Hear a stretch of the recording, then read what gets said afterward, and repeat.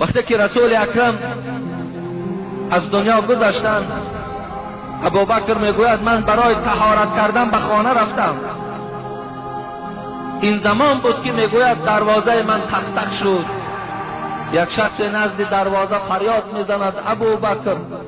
وقتی میبرایم چی هست، چی گپ است، نگاه میکنم چهره این انسان البته چهره گویم که ترسواره هست و آوازش کنده کنده میبراید، سخنرانی کردن میتواند.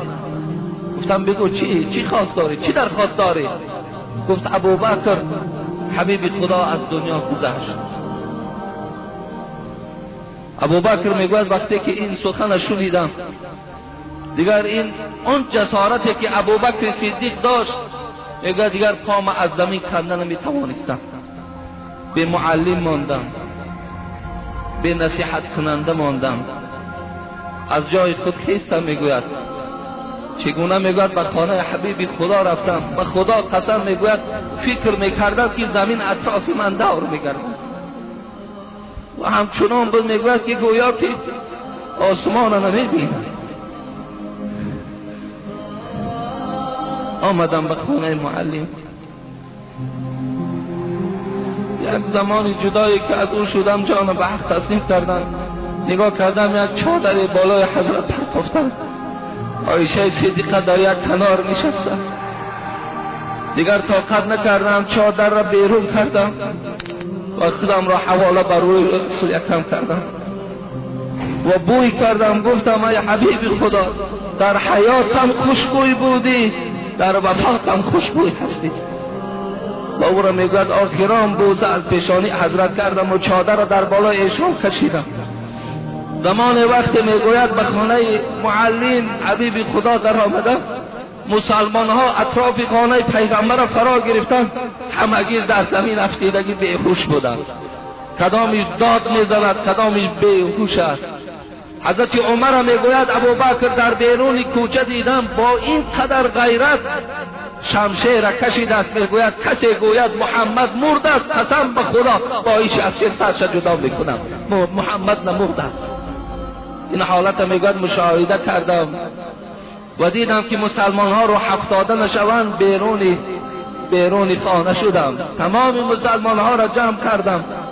گفتم ای مردم مسلمان، کسی که تا امروز محمد را عبادت میکرد محمد مرد، لیکن کسی که خدا را عبادت میکرد خداوند هرگز نمیمرد. اگر چند میگوید زبانم نمیگشت که حتی گویم رسول اکرم مرد، همین به خدا قسم زبانم گفته نمیتوانید. لیکن برای روحیه مردم مسلمان شکسته نشود، برای مردم اعلام کردم. در حال میگوید مصلحت کردم، فریاد زدم، آن یاران پیغمبر خدا را، آن اصحاب رسول اکرم را همگی را فریاد زدم، مشورت کردیم چگونه تکفین و تجهیز رسول اکرم انجام گیرد. اینا چگونه کردن در کار؟ جنازه اینا کی میخواند؟ جنازه این در کجا میشود؟ اینا که تولدش مکه مکرمه از جان در مدینه سپاریده است، مکه بریم یا شام نزد حضرت ابراهیم بریم که همیشه ابراهیم یاد میکرد، کجا بریم؟ اختلاف در بین مسلمان ها سر زد. کسی نمیداند که با رسول اکرم چگونه معامله کنند. همه یکدیگر را گم کردند. ناچار میگوید حضرت عمر گفتند، ابوبکر گفتند بیاید، گفتم پیشنهاد دارم، پیش از آنی که رسول اکرم صلی الله علیه و سلم به خاک سپاریم، پیش از جنازه ایشان باید خلیفه اعلام کنیم. ابوبکر میگوید قبول کردم. در حال نگاه کردم که در اطرافهای مدینه گرد حمایی ها جمع شده بودند.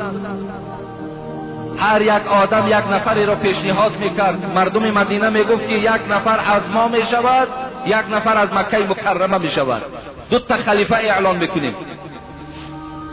لیکن خدا رحمت کند حضرت عمر رضی الله عنه را جسارت و غیرت ایشان هیچ طاقت نکردند.